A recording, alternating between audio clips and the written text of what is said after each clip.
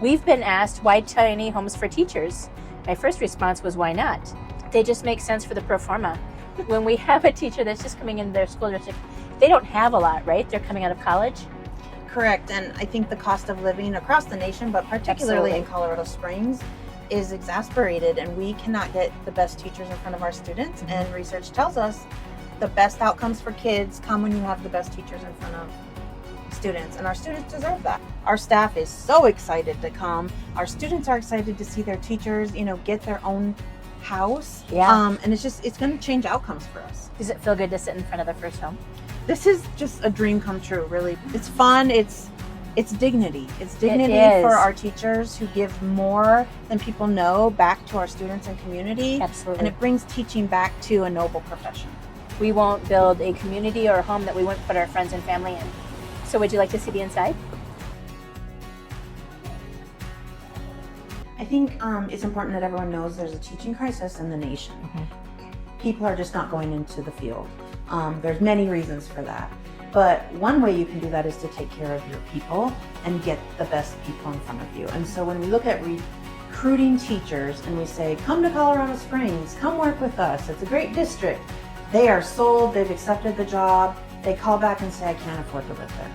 That is heartbreaking for us. It's heartbreaking for them because they were so excited, but most importantly, it's heartbreaking for our kids who no longer get that teacher in front of them.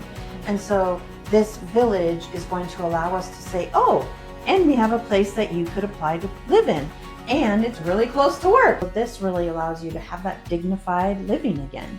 My favorite question that I always see is, well, why don't you just pay teachers more?